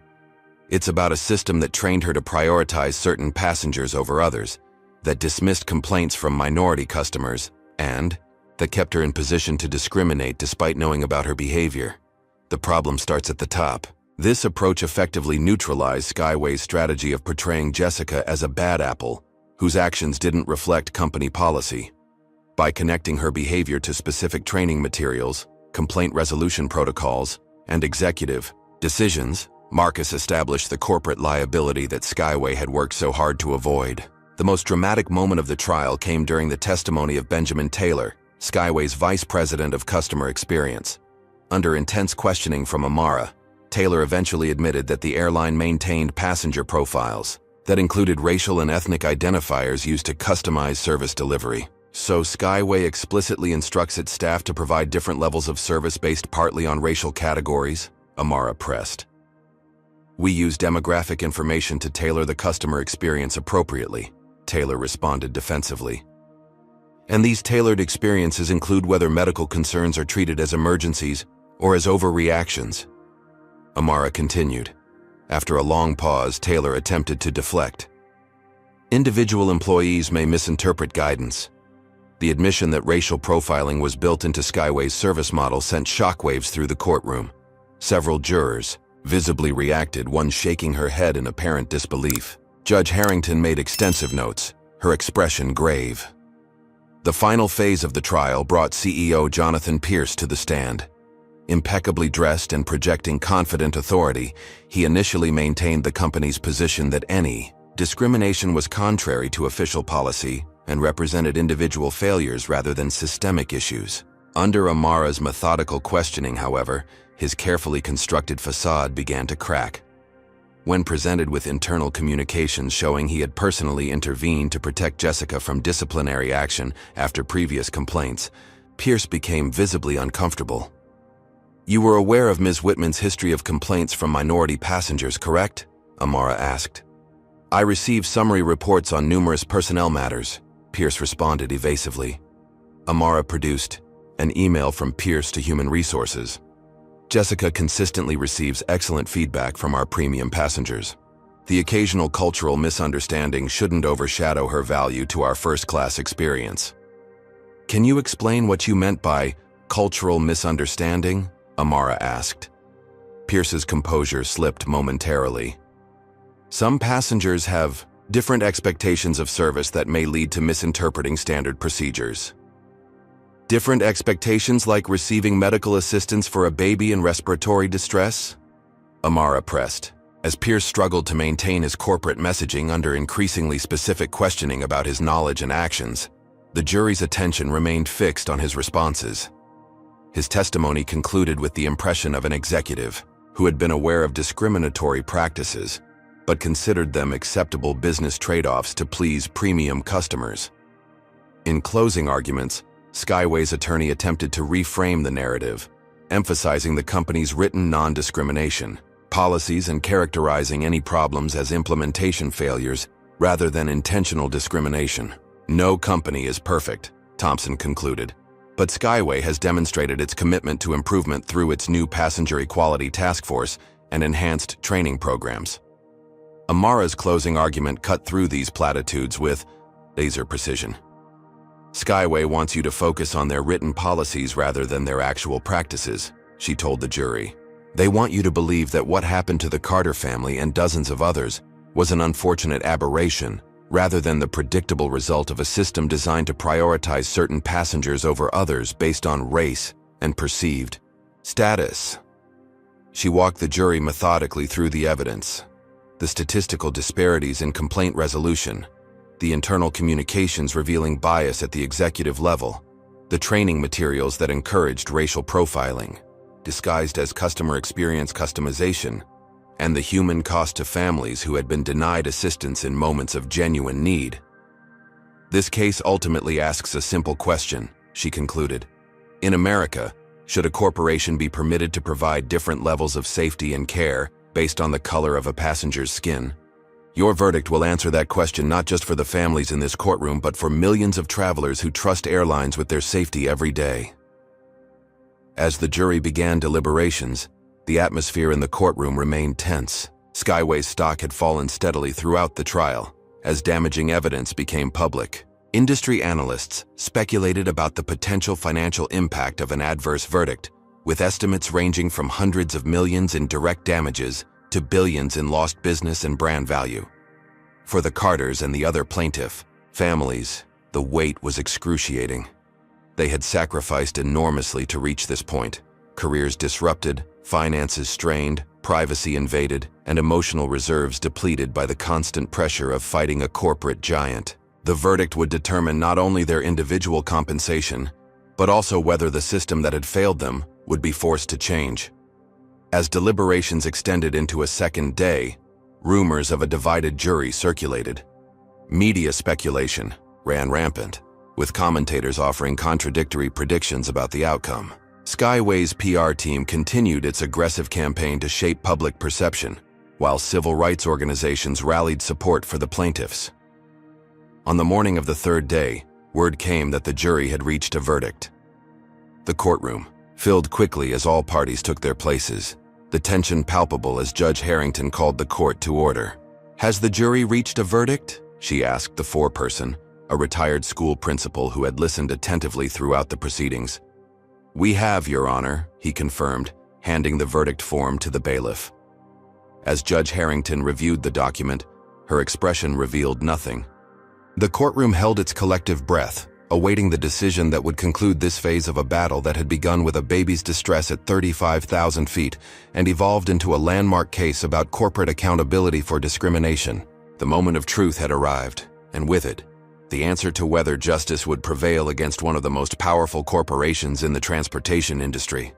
On the matter of Carter et al. Versus Skyway Airlines, we the jury find in favor of the plaintiffs. The four-person's words resonated through the hushed courtroom, triggering a wave of reactions, gasps from spectators, embraces among the plaintiff families, and stone-faced silence from Skyway's executive team. Marcus reached for Olivia's hand, their fingers intertwining in a grip that conveyed everything words couldn't express in that moment. Judge Harrington proceeded methodically through the verdict form. On the claim of negligence, the jury finds for the plaintiffs. On the claim of discriminatory practices in violation of federal law, the jury finds for the plaintiffs. On the claim of corporate liability for creating and maintaining discriminatory systems, the jury finds for the plaintiffs. With each pronouncement, the reality solidified. They had won on every count. The system that had failed their daughter had been held accountable in the most public way possible. The damages phase triggered audible reactions throughout the courtroom. The jury awarded $3.5 million to the Carter family for their direct claims, plus additional compensation for emotional distress and punitive damages.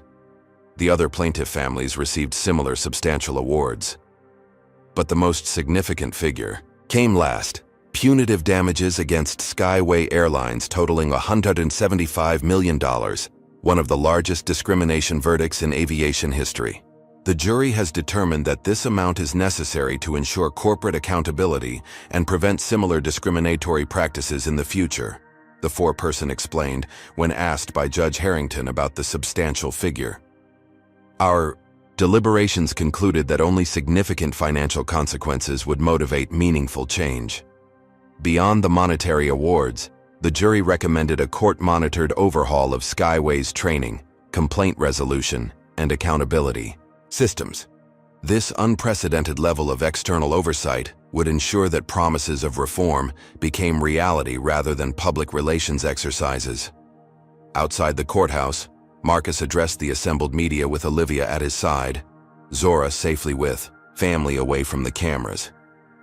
"Today's verdict isn't about money," he stated clearly. "It's about establishing that corporations cannot treat people differently based on race, even at 35,000 feet. No family should ever experience what we and the other plaintiffs endured." The fallout was immediate and far-reaching. Skyway's stock plummeted 28% by market close, triggering emergency board meetings. By evening, news broke that Jessica Whitman had been terminated, along with 3 executives implicated in covering up discrimination complaints. CEO Jonathan Pierce announced an extended leave of absence that industry insiders recognized as the first step toward permanent departure. Criminal investigations intensified in the verdict's wake. The Department of Justice expanded its inquiry into whether Skyway had committed fraud by certifying compliance with non-discrimination requirements for federal contracts while knowingly operating discriminatory systems. Several executives faced potential individual liability for their role in suppressing evidence and misleading investigators. For the Carters, the verdict brought vindication, but not closure. They recognized that their responsibility extended beyond their individual case to ensuring lasting industry change. Rather than retreating into private life after their ordeal, they made a decision that surprised many observers. "We're establishing the Carter Family Foundation for Equal Treatment," Marcus announced at a press conference 1 week after the verdict.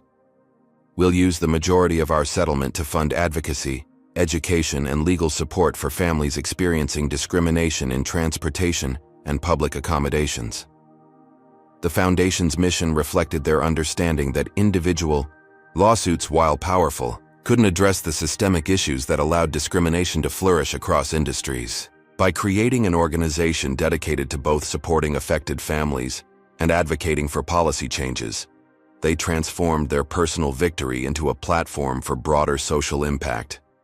Dr. Keller, whose intervention had saved Zora's life, agreed to serve on the Foundation's board alongside civil rights leaders and corporate accountability experts. His participation symbolized the importance of allies willing to use their privilege and position to confront discrimination when they witnessed it.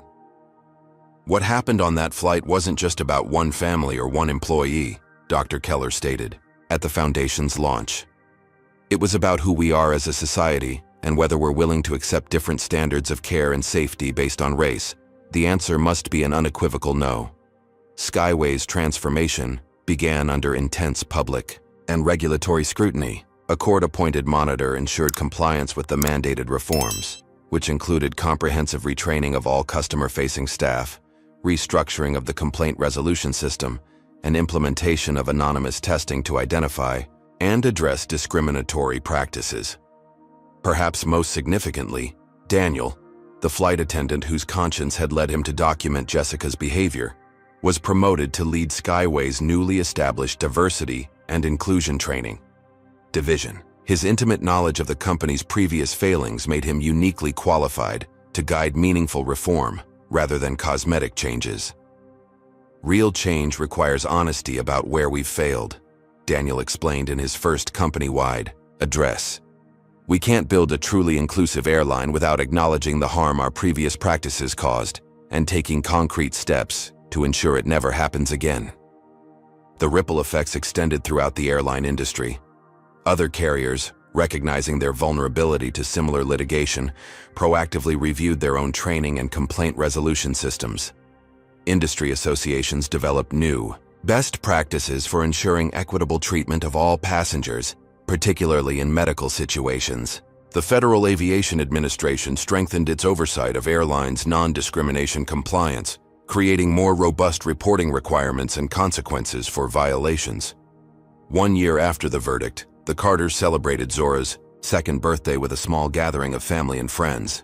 The toddler, with no memory of the ordeal that had changed her family's trajectory, delighted in the attention and cake, unaware of her role in a landmark case that had transformed an industry.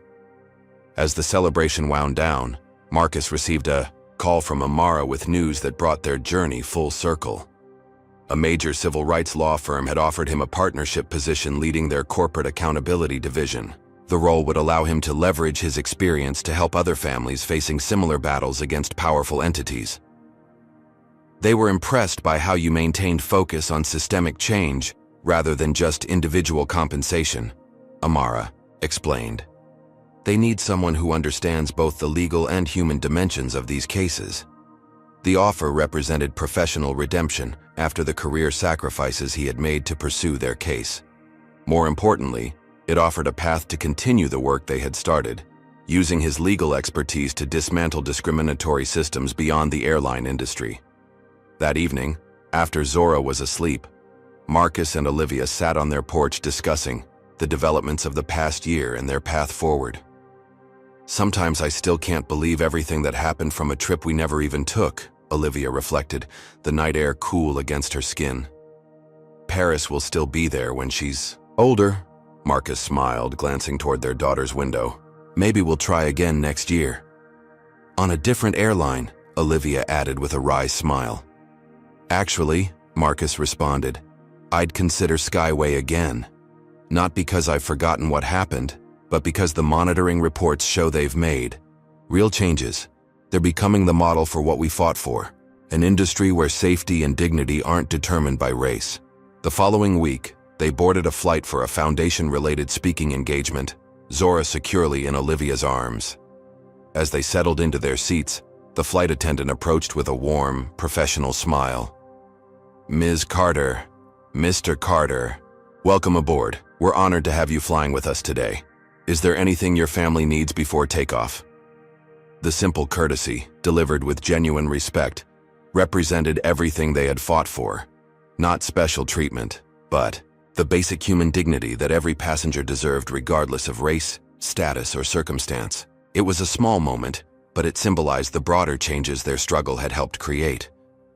As the plane ascended, Olivia gazed at Zora, now a vibrant toddler fascinated by the clouds outside the window. The journey that had begun with terror at 35,000 feet had transformed into something neither of them could have imagined. Not just personal vindication, but a movement toward accountability that would protect countless families they would never meet. "Worth it," Olivia whispered, meeting Marcus's understanding gaze. Every difficult moment was worth it for this. Their story had transformed from a personal nightmare into a powerful reminder that justice, while often costly and never guaranteed, remains possible even against the most formidable opponents. By refusing to be silenced, they had created ripples of change that would continue long after their own case had faded from headlines, ensuring that the skies would be more equitable for all who followed. Have you ever stood up against injustice, even when it seemed impossible to win? Would you have fought like the Carters did, or taken the settlement and moved on? Comment below with your thoughts. If this story of courage and determination inspired you, please like, subscribe, and share it with others who need to hear that one family really can make a difference in the world. Thank you for joining me on this journey of justice at 35,000 feet. And remember, sometimes the most important battles are the ones that seem impossible to win. The Carter family's journey teaches us that fighting against discrimination requires unwavering courage and determination. Their story demonstrates how systemic racism thrives when people stay silent and corporations prioritize profits over humanity. Through their ordeal, we learn that accountability matters. Without it, discriminatory behaviors become entrenched in corporate cultures. The case highlights the power imbalance between corporations and individuals, yet proves that persistence can overcome even massive resource disparities. It reveals how racial bias in service industries doesn't just cause inconvenience, but can create life-threatening situations when medical care is denied based on race. Perhaps most importantly, this story illustrates that creating lasting change requires looking beyond individual compensation to address root causes. The Carters transformed their personal trauma into structural reform by establishing a foundation, pushing for industry-wide policy changes, and creating accountability mechanisms. Their victory reminds us that justice is possible even against powerful opponents, but it often demands significant personal sacrifice. By refusing to be silenced, one family created a ripple effect of change that protects countless others from experiencing similar discrimination. Has racism or discrimination ever affected your life or someone you care about? What would you have done in the Carters' position? Fought through the courts or taken the settlement? Comment below with your thoughts or experiences. If this story of standing firm against injustice inspired you, please hit that like button and subscribe to hear more powerful stories of ordinary people creating extraordinary change. Share this video with someone who needs to be reminded that their voice matters in the fight against discrimination. Thank you for joining this important conversation about racism in everyday spaces. Remember, change happens when brave individuals refuse to accept injustice as normal, even at 35,000 feet.